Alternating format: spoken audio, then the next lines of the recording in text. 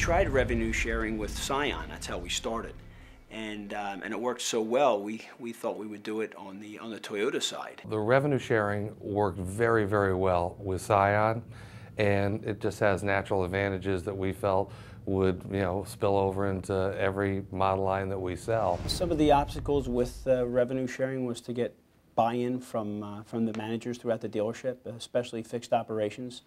Being something different for us to explore, I had to really sit down and put a pencil to it to show them what the advantages would be. That was the biggest obstacle, I think, is just trying to get everyone together on the same page and everyone really understanding the philosophy behind the revenue sharing and behind accessorizing the vehicles and what the benefit was for the customers. The big difference that we see is there's more of a team effort now throughout the dealership in terms of getting the accessories on the car, getting it through service, getting the right parts ordered on time, and completing the transaction. Because the end result is everyone shares in the profit now. Everybody likes it better because it pulls us closer together as a team, and it makes it easier to sell accessories. It really gets everybody working as a team. When we see the parts, whether it's a remote start being installed or whether it's running boards or a brush guard, I think everybody feels like, hey, I'm at least getting my fair share. The sales department isn't profiting a ton at the expense of me, or vice versa. What we did is we took the matrix, and then rather having the traditional revenue sharing as far as taking your parts, service, and sales and combining the gross profit of accessories, we basically had the parts department adjust what their profit margin would be as far as what they felt would be that they could live with, obviously to pay the parts people.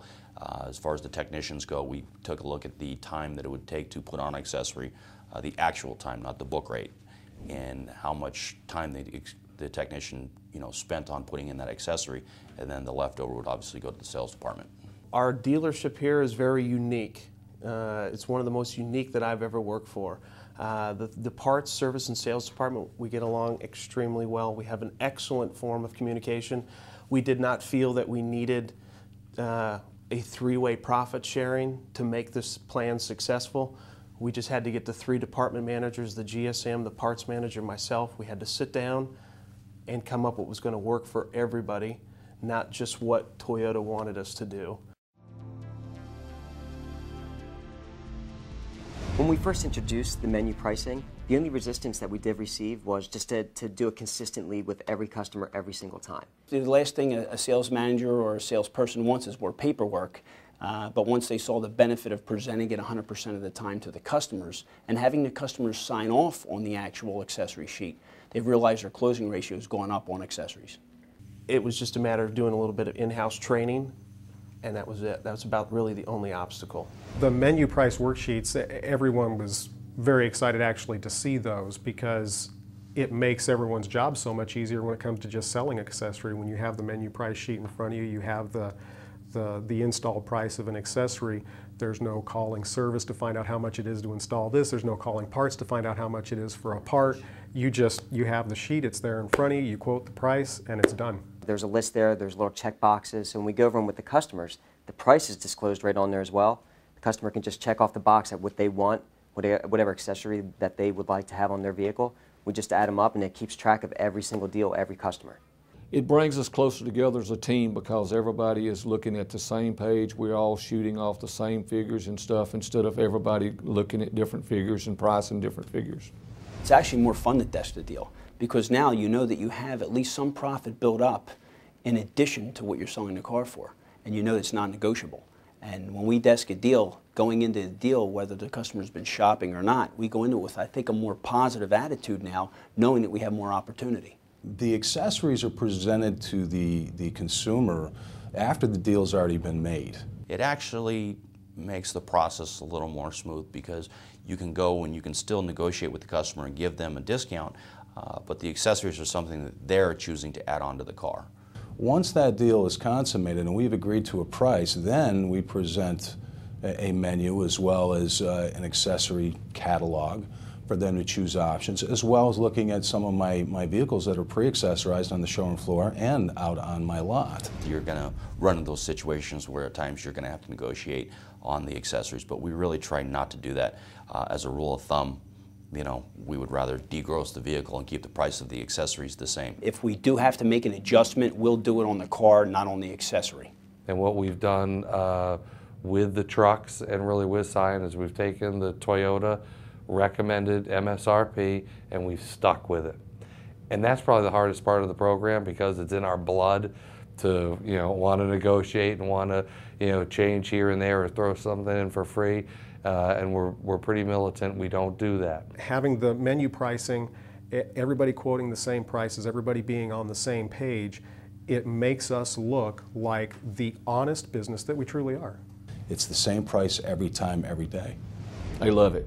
They love it. It is totally different from the old game where they were wondering what the prices are going to be and they're trying to compete, you know, with other people and they're getting one price from one person, another price from another person. Customers absolutely love it. At first it was an issue with customers, but now that we've become comfortable with it, especially the way the salesperson explains the process to the customer, it really isn't an issue any longer.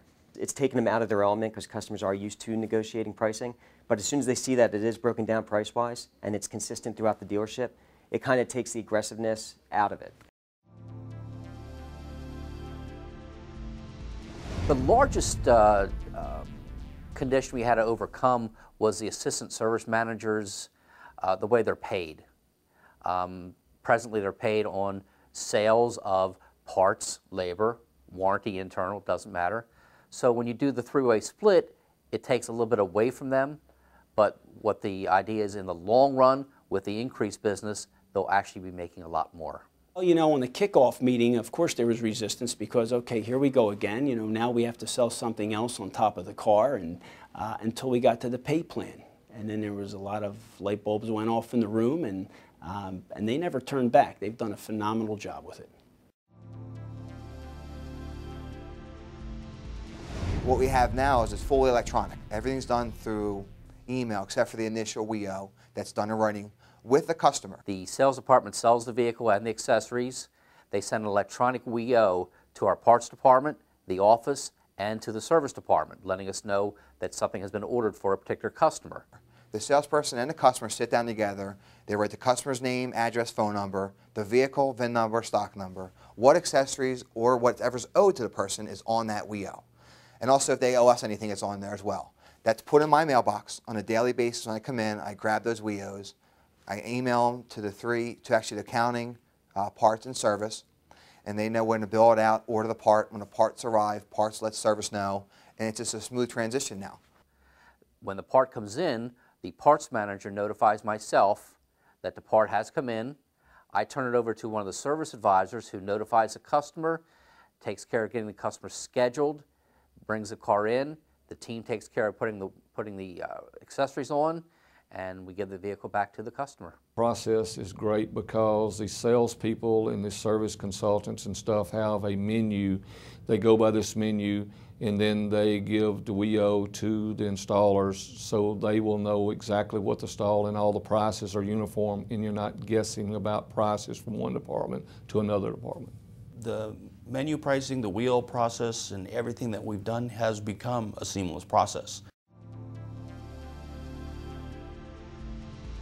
We have dedicated accessory installers because they are experts in the business. That is all they do day in and day out is installing accessories. They are trained to do that by Toyota and by us. They do nothing else. They're not the everyday oil change or flat rate technicians that's going out there doing other work to cars and then going over there installing accessories. This is all they do day in and day out, and it makes it so much easier, makes a better job, the quality comes out better, then you don't have to worry about problems after the sale. The quality of the installation goes through the roof. The timeliness of it being done and done right the first time without any scratches or imperfections, it is really noticeable with a designated group of technicians, which we do have. We've been stocking quite a bit of items, which is very good because sometimes we can do the work before the customer gets the vehicle, which is naturally better for the customer. He gets it totally complete. However, there are some things that we do not stock, maybe because of colors or whatever, but generally we can get them in a day or two. So it's not really a large problem. Part of the accessorizing the vehicle is when someone gets a new vehicle, the reason they would go to a Pep Boys or they'd go down the street to a local accessorizing shop is because they can get it done now. and that's what the customers want. And you have to make sure that you have the right accessories in stock, or at least have the availability or the ability to get those accessories for their vehicles. You have to make sure that when that customer comes into your service drive that you're ready to handle them. The customer don't have to go through a bunch of hassle about, I don't know if I got the part, I don't know when I can get it done, because we have the parts, we've got the expert installers, and everything is seamless. Works so much better for the customer.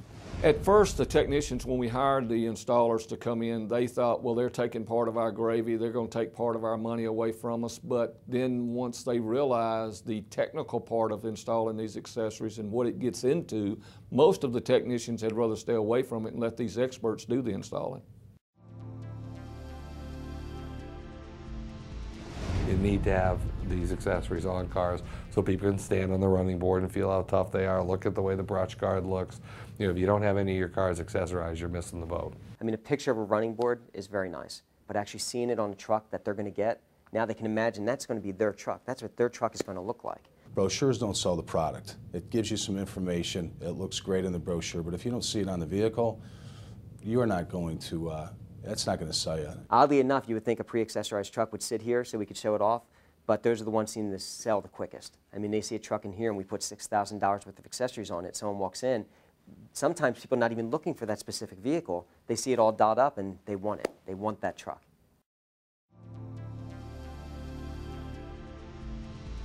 Well, as far as measuring the accessory sales and performance, we never did before this program. Now that we're tracking it, we can see on a monthly basis where our increases are, which model lines, which accessories we sell, and which ones to bring aboard and which new accessories to introduce and so forth. So now a lot of the trucks that we have out there, if we're going to pre-accessorize them, we kind of know what accessories to put on them ahead of time based on how well they're selling. The only way that you can figure out is it working for your dealership or not is by tracking it. We track it every week. We find out which vehicles are moving, what parts are moving. We figure out what customers are adding to the vehicles, finding out if there's any patterns, finding out if there's any consistency on what the customers are adding to the vehicles, so we can prepare for that, having the parts in stock, having the technicians on, on hand to put them in. Training's been awesome. The kickoff was great. I think a big part of it is the coaching team that did the kickoff are actually car guys, and I think that had a lot to do with it. They know how we work on a daily basis. They know our needs. They know customers. They know how salespeople have good days and bad days, good months and bad months, and they really formed the curriculum around that. So now every time they come in, I mean, everybody's giving them high fives, patting them on the back. I mean, they became employees at our dealership. They're part of our team. After a couple of months of learning and training and teaching, it's very seamless right now and very good for us. You hear about other people doing things that are profitable, but I guess until the truck team from Toyota came in and obviously the Scion team came in and put us on the pilot program, it was a real eye-opener. We realized what we were missing. When we initially went through the pilot and we heard some of the numbers in terms of how much customers spend on accessories in the first year of ownership, the numbers are staggering. And the question is, why aren't we getting a part of that business? And once we started with the pilot program and we started putting our processes in, we realized the gross profit the first month. Since we've been on the program with the accessories, our accessories have definitely increased. Our gross profit has definitely increased. And it's mainly because there is a focus on it. It's mainly because we actually have a process in place. You have to get in with both feet and you have to make a commitment and you have to have buy-in from your sales managers, from your sales consultants. And we see magical numbers happen. It builds gross and it builds customer satisfaction, and it works. And we are capturing a lot of that business that we were losing just by not having a system in place. How long is it going to take for me to put a dent in the competition around me for accessorizing cars? I should be able to put a dent in it immediately. It's an eye-opening experience once you actually go out there and implement this process and show people, not only your employees but your customers, that you can do this here at the dealership. I'm glad we finally caught on to it, and we're jumping in with 2 feet and moving forward. It's been phenomenal for us.